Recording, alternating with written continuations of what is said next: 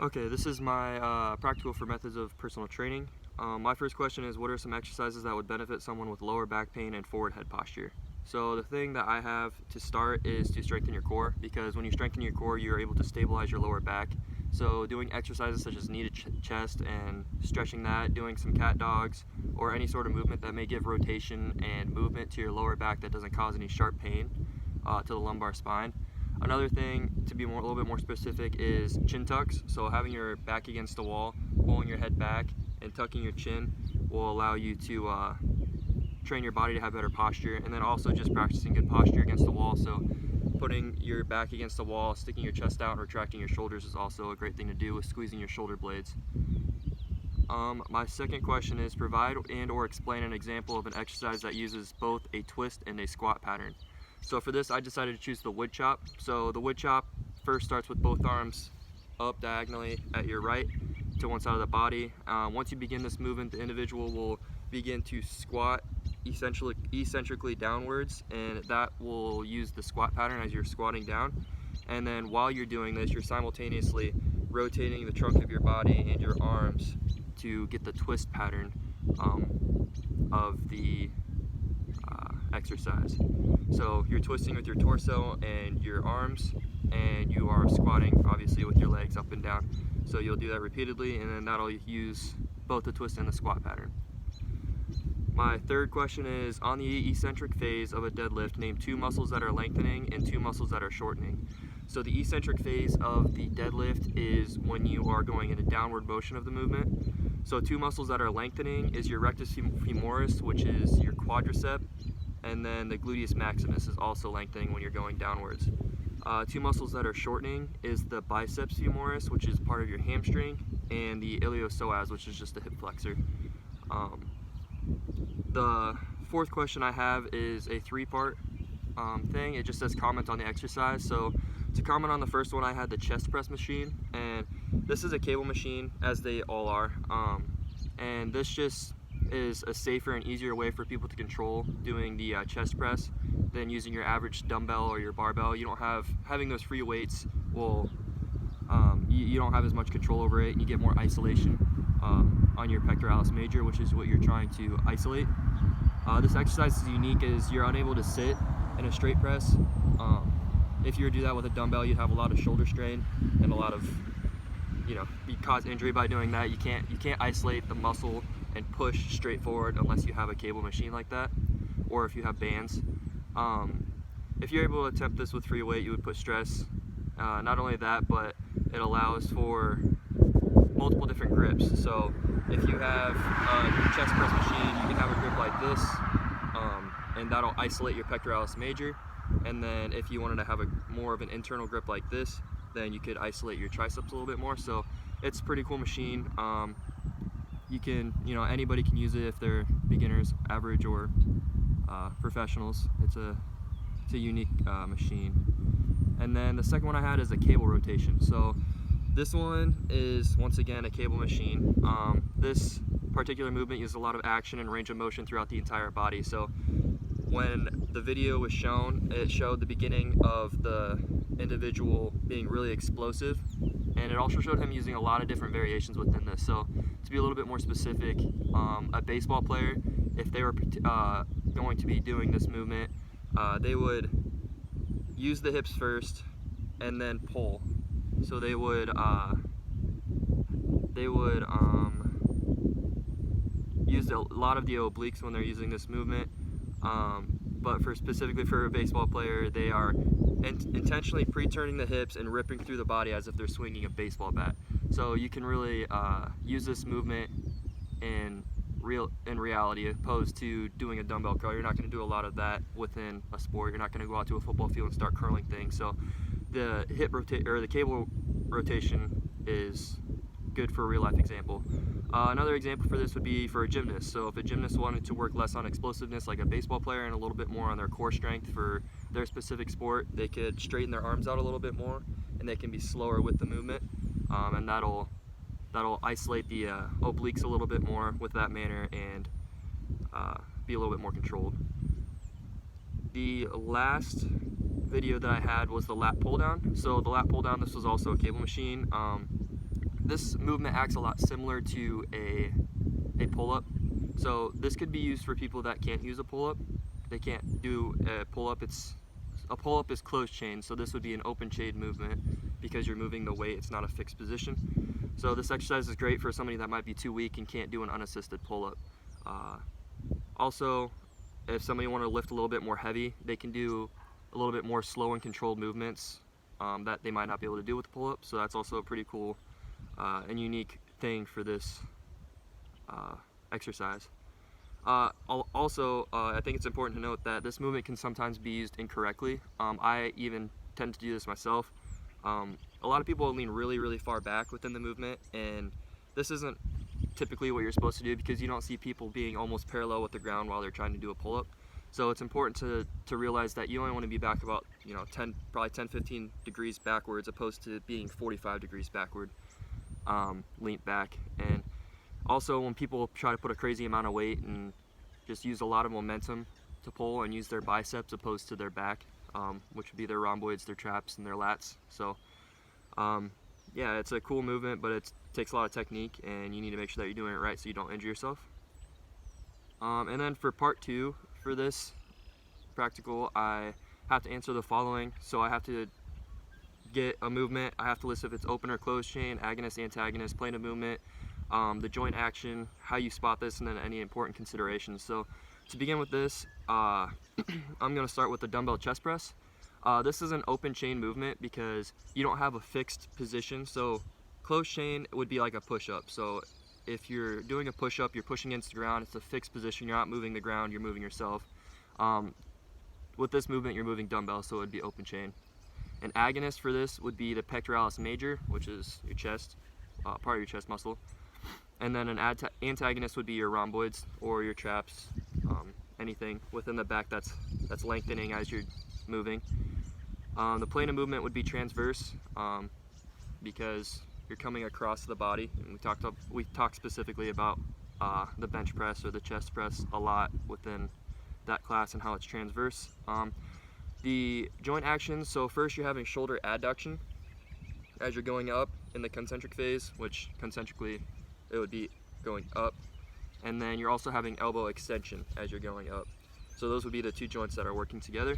And then you'd spot this, so if they're doing dumbbell, it's not typically as your barbell, so you wouldn't put your fingers underneath the barbell, but instead you're gonna put your hands on their wrist, because as they start to tire and fatigue out, as they're going up, their wrist may give out, and when it gives out, it'll go inside, and the dumbbell may drop on their face. So you definitely want to hold on to the wrist and stabilize that. And some important considerations is be sure when you're doing this movement, you're trying to focus on your chest. So if you're having your arms out like this and you're trying to do a dumbbell press or bench press, you're going to use a lot of your shoulder and you're not going to isolate your chest. Also, if you're too far in, you're going to be working a lot of your triceps. So if you want to isolate your chest, then you're going to want to have about a 45-degree angle with the elbows. And that's important to do, because if you're trying to isolate and work a certain movement and you're not doing it properly, you're never going to get better at it, and your technique's going to be bad and could cause injury. So that's important to know. The next thing I have is the lat pull down. So I talked about this earlier. It's much like a pull-up, but this is once again an open chain movement because you're moving weight. You're not pulling yourself at a fixed movement or a fixed location or position. So this would be open chained as well. The agonist for this would be the lats, so the latissimus dorsi, the rhomboids, and the trapezius. An antagonist for this would be the pectoralis major, as you're concentrically moving, which this one would be downwards. You're lengthening here and you're shortening back here. So the plane of movement would be frontal for this, because if you could do it against the wall, you're able to see how you can do that without breaking into the wall. Some concentric joint actions would be elbow flexion. As you're going down, you're flexing your elbow. Scapula adduction and depression. As you're going back, you're pulling with your back, so you're retracting your scapula and then you're depressing it as well. And then another thing that would go with that is just shoulder adduction again. So way to spot this, it's important to realize when you're spotting this, when somebody's going down and you can stand behind them, you can put your hands on top of the bar, but you want to make sure that you're not just putting your hand on one side or the other side of the bar, because then it gets uneven for them, and that could cause injury if you're having a lot of weight on there, or it just would be uneven and uncomfortable for the client. So you want to be sure that as they're fatiguing, you're there for guidance. You're not there to be pushing it down for them, and you're just gonna evenly guide them up and down so they're not slamming it up and hurting themselves when they get too tired. An important consideration, I mentioned this earlier, a lot of people lean really far back when they're doing this movement, and as I said before, when you're doing a pull-up or you're mimicking a pull-up, you're not being parallel with the ground as you're doing it, so you want to just lean about 15 degrees back. Also be sure that you're not pulling with the arms, because a lot of times people will use that momentum and use their biceps and they're not really working their back, so it's important to really contract with your back and pull with your rhomboids and your lats opposed to your biceps. The next movement I have is the static lunge. So the static lunge is a closed chain movement because you're pushing up against the floor, which is at a fixed location. You're not using any weight, such as, I don't know, like a cable machine that you might be able to use for an open chain movement for this. An agonist for this would be the rectus femoris, which is a quadricep, and an antagonist would be a hip flexor. So something like the iliopsoas would be another one for an antagonist. And the plane of movement for this would be sagittal. Squat's always sagittal. You see it from the side, you can see the angles. And then concentrically, what is happening with this movement is, so eccentrically you're moving down with the squat, and then concentrically you're moving up. So that would be knee extension and hip extension for the static lunge. And also you're having a little bit of plantar flexion. You're not full plantar flexion, but I think that's important to know as you are dorsiflexion, which would be your foot being up closer to your knee. But as you are coming up concentrically, your foot starts to flatten out to plantar flexion a little bit. And then this was difficult for me to figure out how to spot. I think it's important that you're not up in somebody's grill doing this, and you want to give them space so they have the opportunity to learn the movement. So I think being close to them and ensuring that they're not going to fall over or hurt themselves would be the best way to spot this, and just giving them tips on how to do it effectively and efficiently, opposed to having your hands all over them.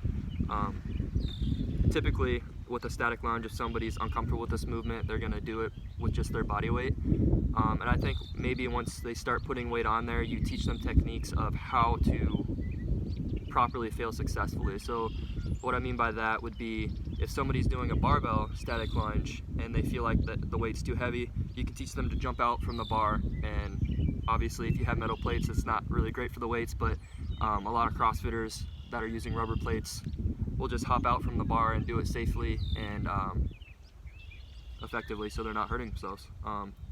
An important consideration for this movement would be to have your chest up. So a lot of people, when they're doing these lunges, they're very tough once you do a lot of them. So you're going to start to fatigue. They'll put their hands on their knees. They'll start putting their chest down. They'll have bad posture. The breathing gets difficult for them. So I think it's important just to encourage them to have good posture so they can really isolate and not be pushing off with their arms. They can isolate their quadriceps and their glutes and whatever else they're trying to target to work. Also, just having bad posture when you fatigue can lead to injury. I know this is just a static lunge, but once you start adding weight, it can really create bad habits for people further down the road. My next one is the bent over rear fly. So this is once again an open chain movement. It doesn't really specifically say if it's dumbbell or if they're just using 5-pound, barbell weights, or if they're using bands. But I think it's safe to say that this is an open chain movement. You can't really do this in a closed chain environment. The agonist for this would be the rhomboids, the traps, the posterior delt would be another one, and the antagonist would be the pectoralis major. The movement for this would be also transverse, it's just the opposite of a chest press. If you think about it, you're going like this for a chest press, or a chest fly, and a rear fly will be just the opposite, so it would be transverse. The only joint action that I really see going on with this, if you think about it, you're going out like this, so it'd be scapular retraction, maybe a little bit of shoulder adduction in the back, and yeah, that's the only two movements. You could argue maybe a little bit of elbow flexion as you go back, depending on what people are doing, how they do the movement. But I think the most important one would just be scapular retraction. This movement is also hard to spot. You can't really just grab somebody's wrist with their wingspan and guide them all the way through, or hop on their back to help them with this. So once again, the best way is to help with the bent over rear flies, just to place your hand on their back for some support, and really just give them advice not to hurt themselves and use a bunch of momentum or a bunch of weight so they get comfortable with it. This movement isn't really meant for a lot of weight anyways, so just ensure that they're having their chest up, good posture with their back, they're not rounded. Make sure that they're actually using their back muscles to pull. Some important considerations would be to not have poor posture or a rounded back, as I stated. You want them to be about 45 degrees. You don't want them to be all the way down, and you don't want them to be just straight up, because then you're putting tension with the gravitational force will be down, opposed to what you want to be back.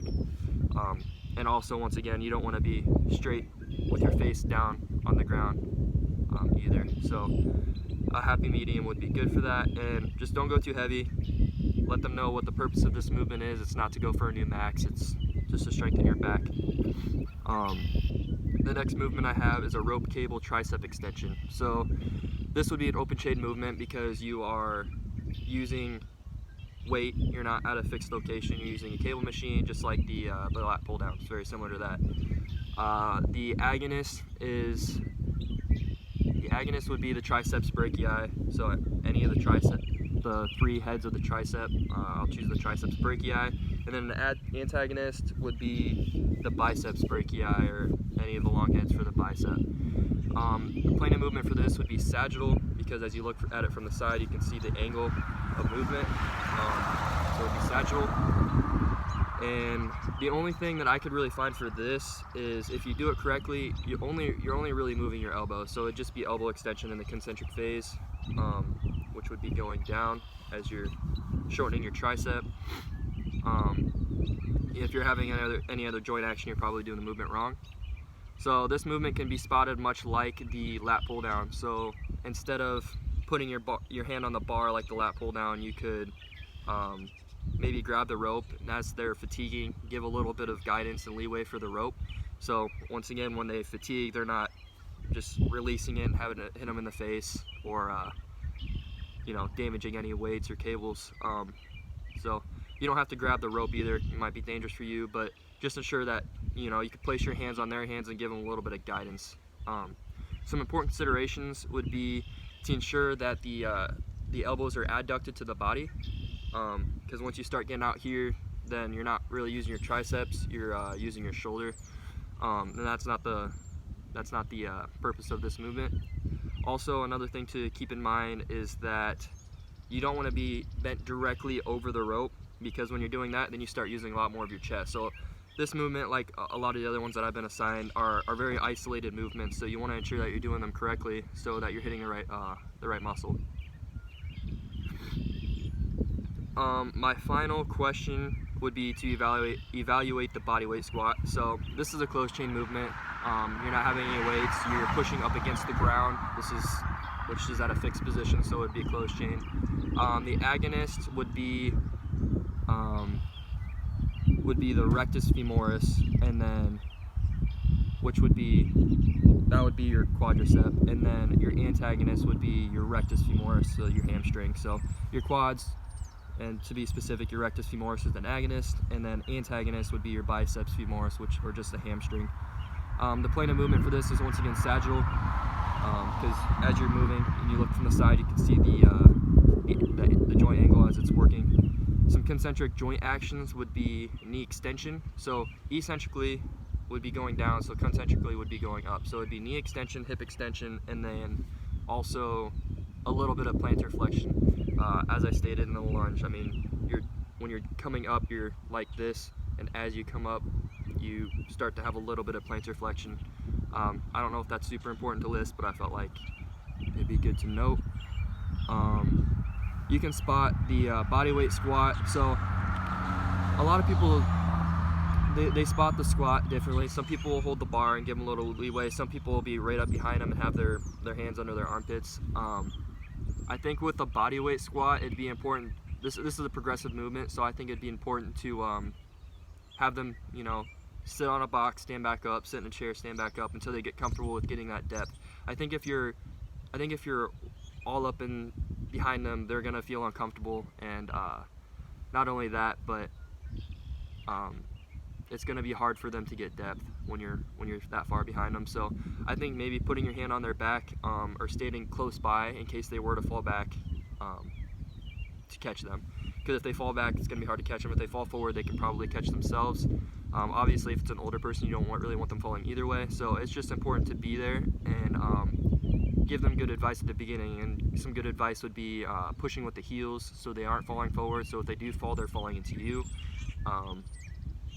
And then also it's kind of hard because if somebody's overweight, you obviously don't want, morbidly overweight or morbidly obese, you don't want them falling into you because then you could get injured. So it's a difficult movement to spot. A lot of people, when they think of spotting, they think of squat or bench. And typically if you just want to go under there and do that, then you can. But I think it's important to really think about it, depending on what client you have and exactly what's going on. For this body weight though, I would just definitely say stay close by, maybe have your hand on their back, give them good advice so they aren't hurting themselves nor are they hurting you. The last thing I have is just important considerations for this. What I have for here is it's just important to push with your heels, like I stated earlier. You don't want them falling forward, you want them to have good technique, you want them to be using the right muscles when they're performing this movement, because as I stated, it is a progressive movement. Typically people will start with an air squat and then they can start adding weight, maybe do a dumbbell squat and then maybe work them way up to a barbell. And when you have weight on your back and you're pushing with your toes the whole time, you're not going to ever be able to move a whole lot of weight there, and you're not going to be doing it correctly. Another thing is to ensure that you're not caving in your knees and that you're standing with your feet shoulder width apart. Obviously there's different variations of this. I mean, if people wanted to do a narrow stanced body squat, it's going to work different muscles, it's going to work a lot of the hip, but typically stand shoulder width apart for somebody that's beginning to do this movement. And definitely don't cave your knees in. That's going to have all of your stability gone. You want to push your knees out opposed to in, and then you'll get more stronger and more technical with the movement. So that finalizes my practical. I think I answered every question. If not, feel free to email me. Thank you.